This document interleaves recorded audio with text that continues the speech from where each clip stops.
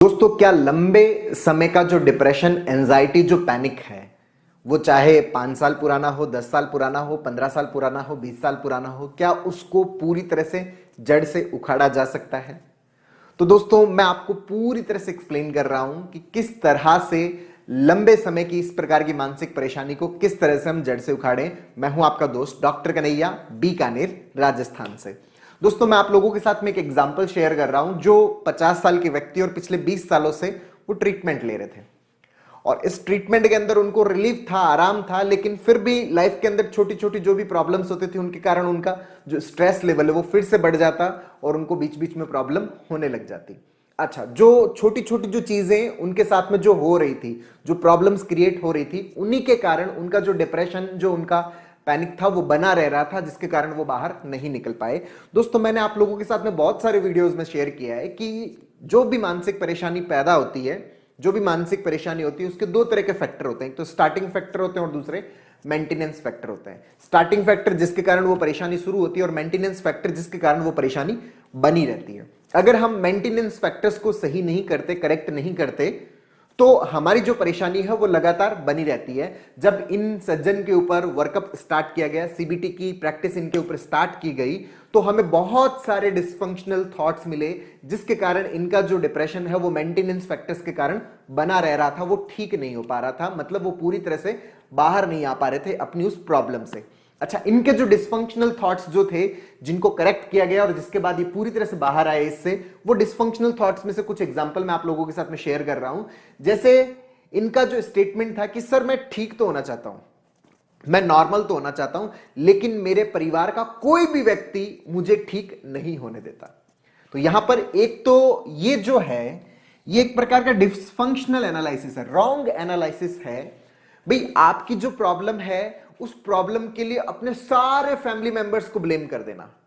Family members में से बहुत सारे लोग भी ऐसे हैं जो आपकी बात मानते भी होंगे या आपको सपोर्ट भी करते होंगे, आपका साथ भी देते होंगे, लेकिन अगर आप इस तरह का स्टेटमेंट देते हो कि कोई भी व्यक्ति, मतलब सिंगल पर्सन है, वो आपको ठीक नहीं होने दे रहा, वो लगातार लगातार सुबह उठने से लेकर रात तक वो आपको परेशान करने में लगे रहते हैं, क्या ऐसा है? नहीं सर, ऐसा तो नहीं है। कुछ लोग हैं जो मुझे हेल्प भी करते हैं, कुछ लोग हैं जो मुझे सपोर्ट भी करते हैं, कुछ लोग हैं जो मेरी बात को समझते भी हैं। लेकिन अगर आप इस तरह का स्टेटमेंट दे देते हो कि परिवार का कोई भी मेंबर मुझे सपोर्ट नहीं कर रहा या मुझे ठीक नहीं होने देता, ये एक परवेजिव स्टेटमेंट है। परवेजिव स्टेटमेंट के कारण हम बहुत ज्यादा हेल्पलेस फील करते हैं, और उस हेल्पलेसनेस के कारण जो हमारा जो डिप्रेशन है, जो हमारा पैनिक है, वो मेंटेनेंस फैक्टर में चला जाता है। और बेसिकली ये जो प्रॉब्लम है, ये फैमिली मेंबर्स की प्रॉब्लम नहीं है, ये प्रॉब्लम हमारी है। जब तक हम ये कंसीडर करना स्टार्ट नहीं करते, जब तक हम इस चीज को अंडरस्टैंड नहीं करते कि ये जितनी भी मानसिक परेशानियां हैं वो हमारे अंदर रॉन्ग लर्निंग के कारण क्रिएट हो रही है, ना कि दूसरों की वजह से क्रिएट हो रही है, जब तक हम हमारी समस्या का सही कारण सही जगह पर नहीं ढूंढते, तब तक हम इस चीज से बाहर नहीं आ पाते। तो यहां पर ये जो कारण है, ये हमारे अंदर है, हमारी प्रॉब्लम है कि हमें ऐसा दिखता है कि सारे के सारे जो लोग हैं वो मेरे पीछे पड़े हुए हैं। मुझे तो ऐसा लगता है कि दुनिया के अंदर हर एक व्यक्ति जो है ना, वो मेरे पीछे लगा हुआ है। ऐसा बिल्कुल भी नहीं, ये हमारा परसेप्शन बन चुका है। मतलब हमारी आंखों के ऊपर एक चश्मा चढ़ चुका है काले कलर का, जिसमें हमें सब लोग काले काले दिखते हैं। मतलब सब लोग ऐसे ही दिखते हैं कि सब लोग मेरे पीछे पड़े हैं, जबकि ये मेरे खुद की प्रॉब्लम है। ऐसा नहीं है कि दुनिया के सारे लोग क्या है, मेरे पीछे पड़े हुए हैं। तो ये क्या है? एक डिस्फंक्शनल एनालिसिस।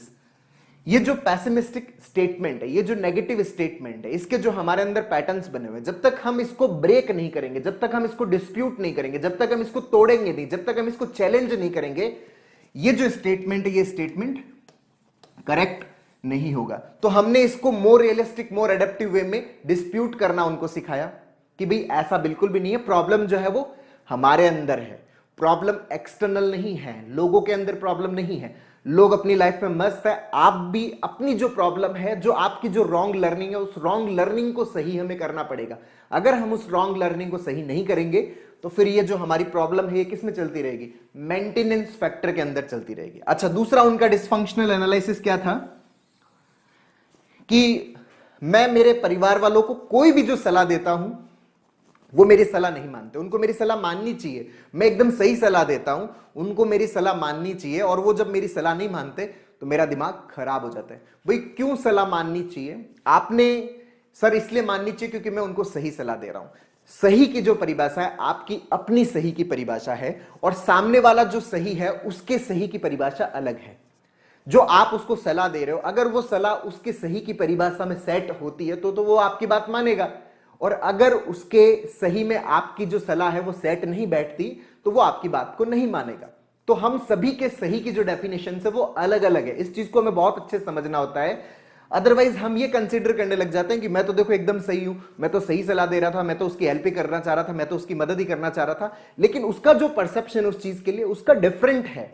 हम जो अपनी तरफ से जो भी उसको हेल्प करना चाह रहे हैं, उसको सलाह देना चाह रहे हैं, यहां पर कोई ऐसा रूल नहीं है, कोई भी ऐसा शुड स्टेटमेंट नहीं है कि ऐसा होना ही होना चाहिए, क्योंकि सही की परिभाषाएं सबके लिए क्या है, अलग अलग है, डिफरेंट डिफरेंट है। लेकिन अगर हम ये कंसीडर करते रहते हैं कि नहीं, मैंने अगर बोल दिया तो वो बात मननी ही चाहिए, उस बात को माना ही जाना चाहिए, क्योंकि मैंने एकदम सही बोला, आपने सही बोला है, इसमें कोई दो राय नहीं है, लेकिन सामने वाला भी इस चीज को सही कंसीडर करेगा या नहीं कंसीडर करेगा, ये उसका अधिकार है, ये हमारा अधिकार नहीं है। इनपुट देना, सलाह देना हमारे हाथ में, लेकिन उस सलाह का स्वीकार हो जाना या उस सलाह का अस्वीकार हो जाना ये हमारे हाथ में नहीं है। ये सामने वाले पे डिपेंड करता है, सामने वाले की लर्निंग के ऊपर डिपेंड करता है, सामने वाले के परसेप्शन के ऊपर डिपेंड करता है, उसके दृष्टिकोण के ऊपर डिपेंड करता है कि वो उस सलाह को किस वे में अपने दिमाग के अंदर पिक्चराइज करता है।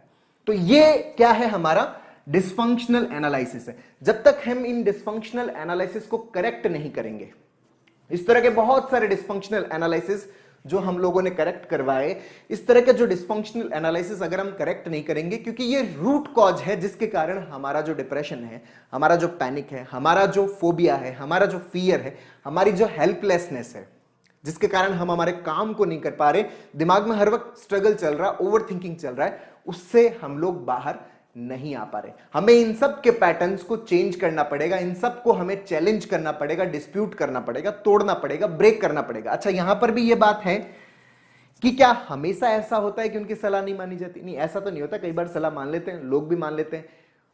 तो ये जब मानी जा रही है तो हमेशा ये बात क्यों बोलना कि हमेशा, हमेशा वाला जो स्टेटमेंट है वो क्या है, परमानेंट स्टेटमेंट। और परमानेंट स्टेटमेंट फिर से हमें क्या फील करवाता है, हेल्पलेस फील करवाता है। तो अगर हम अपने आप को हमारी सराउंडिंग में होने वाले जितने भी इवेंट्स हैं, उन इवेंट्स के अगर हम अपने आप को नेगेटिव एक्सप्लेनेशंस देते हैं, नकारात्मक एक्सप्लेनेशंस देते हैं, तो ये जो नेगेटिव एक्सप्लेनेशंस है ये हमारे दिमाग के अंदर स्ट्रेस क्रिएट करते हैं, ऑक्सीडेटिव स्ट्रेस क्रिएट करते हैं, हमारा दिमाग ओवर थिंकिंग में चला जाता है।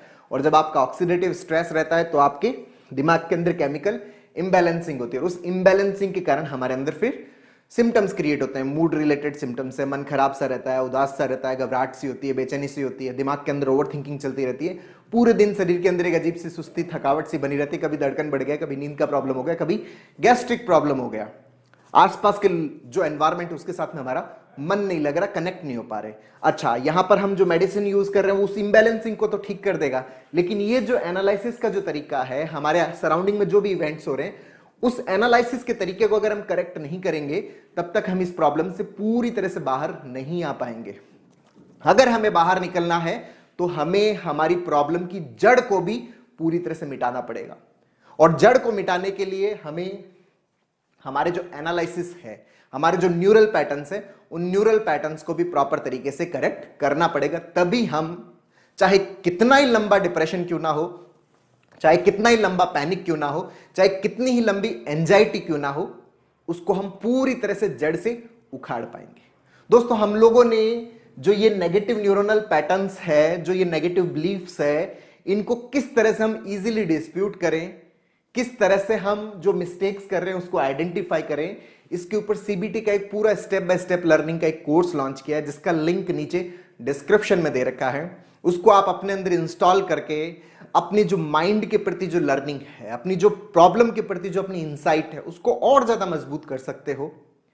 अपनी जो डिस्प्यूट्स है, किस तरह से डिस्प्यूट करना चाहिए, कौन सा मोर रियलिस्टिक, मोर एडेप्टिव थॉट है, किस तरह से न्यूरल पैटर्न्स बन रहे हैं, कौन कौन से पैटर्न्स बन रहे हैं, कौन कौन सी मैं मिस्टेक कर रहा हूं, इन सब चीजों की एक हॉलिस्टिक अंडरस्टैंडिंग अपने अंदर डेवलप कर सकते हैं। और उस अंडरस्टैंडिंग से आपकी जो मानसिक परेशानी है, चाहे वो डिप्रेशन की हो, पैनिक की हो, फोबिया की हो, ओसीडी की हो, उसको पूरी तरह से ठीक करने में बहुत अच्छी हेल्प ले सकते हैं। तो दोस्तों, उम्मीद करता हूं आपको ये वीडियो पसंद आया होगा। नीचे कमेंट बॉक्स में लिखकर जरूर बताइएगा, और अब तक यदि आपने मेरे यूट्यूब चैनल DRK TV को सब्सक्राइब नहीं किया तो प्लीज उसे सब्सक्राइब करें ताकि मेरे नए वीडियो का नोटिफिकेशन आप तक सबसे पहले पहुंचे। बहुत बहुत धन्यवाद दोस्तों।